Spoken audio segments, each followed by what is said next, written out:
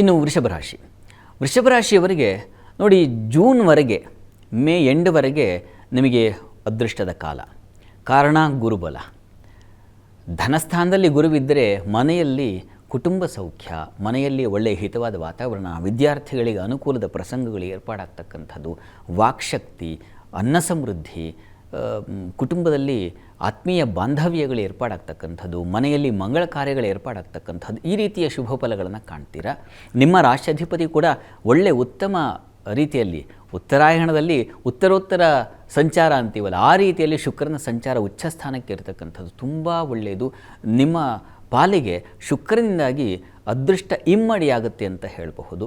ವೃತ್ತಿಯಲ್ಲಿ ಹೊಸ ಅವಕಾಶಗಳು ಏರ್ಪಾಡಾಗ್ತಕ್ಕಂಥದ್ದು, ಸಿನಿಮಾ, ರಂಗಕರ್ಮ ಇಂಥ ಕ್ಷೇತ್ರಗಳಲ್ಲಿ ಕೆಲಸ ಮಾಡೋರಿಗೆ ವಿಶೇಷ ಮಾನ್ಯತೆ, ಹೊಸ ಅವಕಾಶಗಳ ನಿರ್ಮಾಣವಾಗ್ತಕ್ಕಂಥದ್ದನ್ನು ಕಾಣ್ತೀವಿ. ಹಾಲು ಹೈನು ಕ್ಷೇತ್ರಗಳಲ್ಲಿ ಕೆಲಸ ಮಾಡೋರಿಗೆ ತುಂಬ ಉತ್ಕೃಷ್ಟವಾದ ಲಾಭವನ್ನು ಗಳಿಸ್ತಕ್ಕಂಥ ಈ ಒಂದು ಸಮಯ ಆಗಿದೆ. ಹೀಗಾಗಿ ಜೂನ್ವರೆಗೆ ನಿಮಗೆ ಅತಿಶಯವಾದ ಸಂಪದ್ಭರಿತವಾದ ಕಾಲವನ್ನು, ಆ ಫಲವನ್ನು ಕಾಣ್ತಕ್ಕಂಥದ್ದು, ಅದು ನಿಮ್ಮ ಪಾಲಿನ ಅದೃಷ್ಟ. ಜೂನ್ವರೆಗೆ ತುಂಬ ಚೆನ್ನಾಗಿದೆ. ವೃತ್ತಿಯಲ್ಲಂತೂ ಅಧಿಕಾರದ ಬಲ ಸಿಗ್ತಕ್ಕಂಥದ್ದು. ಬಹಳ ಮುಖ್ಯವಾಗಿ ಈ ಡಿಸೈನಿಂಗ್ ಕ್ಷೇತ್ರಗಳಲ್ಲಿ ಕೆಲಸ ಮಾಡೋರು, ಕಾಸ್ಟ್ಯೂಮ್ ಡಿಸೈನ್ ಆಗಬಹುದು, ಅಥವಾ ಮೇಕಪ್ ಆರ್ಟಿಸ್ಟ್ಗಳಾಗಬಹುದು, ಫ್ಯಾಷನ್ ಡಿಸೈನಿಂಗಲ್ಲಿ ಕೆಲಸ ಮಾಡ್ತಕ್ಕಂಥವ್ರು ಆಗಬಹುದು. ಹೀಗೆ ಅಲಂಕಾರಕ್ಕೆ ಸಂಬಂಧಿಸಿರ್ತಕ್ಕಂಥ ಕ್ಷೇತ್ರಗಳಲ್ಲಿ ಇರತಕ್ಕಂಥವ್ರಿಗೆ ತುಂಬ ಚೆನ್ನಾಗಿದೆ, ಲಾಭದಾಯಕವಾಗಿದೆ. ಮತ್ತು ಬಹಳ ಮುಖ್ಯವಾಗಿ ಈ ಕುಜನ ಸಂಚಾರ ಮತ್ತು ಶನೈಶ್ಚರನನ್ನು ಇವೆರಡನ್ನು ಗಮನಿಸ್ಕೊಂಡ್ರೆ ನಿಮಗೆ ಈ ಯಂತ್ರೋದ್ಯಮಗಳಲ್ಲಿ ಕೆಲಸ ಮಾಡೋರಿಗೆ ಬಹಳ ಮುಖ್ಯವಾಗಿ ತುಂಬ ಚೆನ್ನಾಗಿದೆ. ಮುಖ್ಯವಾಗಿ ಈ ನಾವು ಯಾವುದನ್ನು ಈ ಆಟೋಮೊಬೈಲ್ಸ್ ಅಂತೀವೋ ಆ ಕ್ಷೇತ್ರಗಳಲ್ಲಿ ಕೆಲಸ ಮಾಡೋರಿಗೆ, ವಾಹನ, ಅದಕ್ಕೆ ಬೇಕಾಗಿರತಕ್ಕಂಥ ಸಲಕರಣೆ, ಉಪಕರಣಗಳು ಅಂತ ಏನಂತೀವಿ, ಅವುಗಳ ಕ್ಷೇತ್ರದಲ್ಲಿ ಕೆಲಸ ಮಾಡೋರಿಗೆ ತುಂಬ ಯಥೇಚ್ಛವಾದ ಲಾಭ ಗಳಿಕೆಗೆ ಅವಕಾಶ ಇದೆ. ಕಲಾವಿದರಿಗೆ ತುಂಬ ಚೆನ್ನಾಗಿದೆ. ಸಾಹಿತ್ಯ, ಸಂಗೀತ ಇಂಥ ಕ್ಷೇತ್ರಗಳಲ್ಲಿ, ನೃತ್ಯ, ಈ ಕ್ಷೇತ್ರಗಳಲ್ಲಿ ಯಾರು ಕೃಷಿ ಮಾಡ್ತಾ ಇದ್ದಾರೆ ಅವರಿಗೆ ತುಂಬ ಯಶಸ್ಸನ್ನು ಗಳಿಸ್ತಕ್ಕಂಥದ್ದು, ಲಾಭವನ್ನು ಕಾಣ್ತಕ್ಕಂಥದ್ದು, ಆ ರೀತಿಯಲ್ಲಿ ಅತ್ಯಂತ ಶುಭ ಫಲ ಕಾಣ್ತೀರಾ. ಜೂನ್ವರೆಗೆ ನಿಮ್ಮ ಕಾಲ ತುಂಬ ಅದೃಷ್ಟ ಕಾಲವಾಗಿದೆ.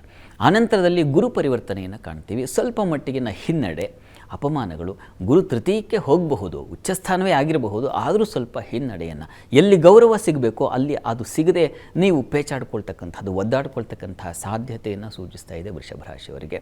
ಅಷ್ಟಲ್ಲದೆ ಆ ಸಮಯದಲ್ಲಿ ಕುಜನ ಸಂಚಾರ ಕೂಡ ವ್ಯಯ ಮತ್ತು ಧನಸ್ಥಾನಗಳಲ್ಲಿ ಸಂಚರಿಸ್ತಾನೆ. ಈ ಕಾರಣದಿಂದಾಗಿ ಸ್ವಲ್ಪ ಅನಿವಾರ್ಯವಾಗಿ ಖರ್ಚು ಮಾಡಬೇಕಾದ ಪರಿಸ್ಥಿತಿ, ತನ್ಮೂಲಕ ಇರ್ತಕ್ಕಂಥ ಬ್ಯಾಲೆನ್ಸ್ ಹಾಗೆ ಕರಗಿ ಹೋಗ್ತಾ ಇದೆಯೇನೋ ಅಂತಕ್ಕಂಥ ಆತಂಕ, ಇವುಗಳಿಗೆಲ್ಲ ತುತ್ತಾಗಿಬಿಡ್ತೀರ ವೃಷಭ ರಾಶಿಯವರು. ಹೀಗಾಗಿ ಜೂನ್, ಜುಲೈ, ಆಗಸ್ಟ್ ಈ 3 ತಿಂಗಳು ಸ್ವಲ್ಪ ನಿಮಗೆ ತೊಡಕನ್ನು ತಂದುಕೊಡುತ್ತೆ. ನಂತರದಲ್ಲಿ ಮುಂದಿನ ಕಾಲ ಹೇಗಿದೆಯಪ್ಪ ಅಂತಂದರೆ, ನಿಮ್ಮ ರಾಶಿಯಿಂದ ತೃತೀಯಕ್ಕೆ ಏನು ಈ ಕೇತುವಿನ ಸಂಚಾರ ಮತ್ತು ಅದೃಷ್ಟ ಸ್ಥಾನಕ್ಕೆ ರಾಹು ಬರ್ತಕ್ಕಂಥದ್ದು, ಇವುಗಳು ನಿಮ್ಮನ್ನು ಸ್ವಲ್ಪ ಕಂಗಾಲು ಮಾಡುತ್ತೆ. ಯಾವುದು ನಿಮ್ಮ ಕೈಗೆ ದಕ್ಕಬೇಕಾಗಿತ್ತು, ಯಾವುದು ಸಿಗಬೇಕಾಗಿತ್ತು ಅದು ನಿಮ್ಮಿಂದ ದೂರ ಆಗ್ತಕ್ಕಂಥದ್ದು. ಮತ್ತು ನಿಮ್ಮ ರಾಷ್ಟ್ರಾಧಿಪತಿಯ ಸಂಚಾರ ಕೂಡ ನೀಚ ಸ್ಥಾನಕ್ಕೆ ಹೋಗ್ತಾನೆ. ಈ ಕಾರಣದಿಂದಾಗಿ ಆ ವೇಳೆಗೆ ಆರೋಗ್ಯದಲ್ಲಿ ಸ್ವಲ್ಪ ಏರುಪೇರಾಗ್ತಕ್ಕಂಥದ್ದು, ಮಕ್ಕಳ ವಿಚಾರದಲ್ಲಿ ಸ್ವಲ್ಪ ಏನೋ ಅವಘಡಗಳು, ತೊಂದರೆಗಳನ್ನು ಅನುಭವಿಸುವ ಸಾಧ್ಯತೆ, ಈ ರೀತಿಯ ಕಾಲವನ್ನು ಕಾಣ್ತೀರಾ. ಹೀಗಾಗಿ ಈ ವರ್ಷದ ಕೊನೆ ನಿಮ್ಮ ಪಾಲಿಗೆ ಸ್ವಲ್ಪ ಆತಂಕದ ಸನ್ನಿವೇಶಗಳನ್ನು ಸೃಷ್ಟಿ ಮಾಡುತ್ತೆ. ಅಲ್ಲಿ ನೀವು ಸ್ವಲ್ಪ ಹೆದರ್ಕೊಳ್ಳೋ ಸಾಧ್ಯತೆಯನ್ನು ಸೂಚಿಸ್ತಾ ಇದೆ. ಆತಂಕಕ್ಕೊಳಗಾಗಬೇಕಾಗಿಲ್ಲ. ಮುಖ್ಯವಾಗಿ ಕರ್ಮಾಧಿಪತಿ ಲಾಭದಲ್ಲಿದ್ದಾನೆ ಶನೈಶ್ಚರ. ಹೀಗಾಗಿ ವೃತ್ತಿಯಲ್ಲಿ ತೊಂದರೆ ಆದರೆ ನೀವು ಹೆದರೋ ಅವಶ್ಯಕತೆ, ಸಣ್ಣ ಪುಟ್ಟ ಭಾವನೆಗಳಲ್ಲಿ ಏರುಪೇರಾದರೆ ಅದನ್ನು ಚೇತರಿಸ್ಕೊಳ್ಳೋ ಶಕ್ತಿ ಇರುತ್ತೆ. ಹೀಗಾಗಿ ಆತಂಕಕ್ಕೊಳಗಾಗಬೇಡಿ. ಶನೈಶ್ಚರನಿಂದ ನಿಮಗೆ ವೃತ್ತಿಯಲ್ಲಿ ಲಾಭ, ಹಿರಿಯರಿಂದ ಗೌರವ, ಹಿರಿಯರ ರಕ್ಷಣೆ, ಇದೆಲ್ಲ ತುಂಬ ಸಮೃದ್ಧವಾಗಿರುತ್ತೆ. ಈ ಕಾರಣದಿಂದಾಗಿ ಚೆನ್ನಾಗಿರಬಹುದು. ಅಂತೂ ಜೂನ್ವರೆಗೆ ನಿಮಗೆ ಇದೆಯಲ್ಲ ಅದೃಷ್ಟದ ಹಾದಿ. ಹೀಗಾಗಿ ಅಲ್ಲಿವರೆಗೆ ನಿಮಗೆ ಸಂಪತ್ತಿನ ಸುರಿಮಳೆ ಇರ್ತದೆ. ಸಂತೋಷವಾಗಿರಿ. ಈ ಕ್ಷಣವನ್ನು ಅನುಭವಿಸಬೇಕು, ಅದು ಆನಂದ, ಜೀವನದ ಆನಂದ. ಹೀಗಾಗಿ ಆತಂಕಕ್ಕೊಳಗಾಗಬೇಡಿ. ಇರುವ ಸಣ್ಣ ಪುಟ್ಟ ಕಾಲ ನಿಮಗೆ ತೊಂದರೆ, ಮಹಾಲಕ್ಷ್ಮಿ ಪ್ರಾರ್ಥನೆ, ಯಾವುದಾದ್ರು ಮಹಾಲಕ್ಷ್ಮಿ ಸನ್ನಿಧಾನಕ್ಕೆ ಹೋದರೆ ಬಹಳ ಒಳ್ಳೆಯದು.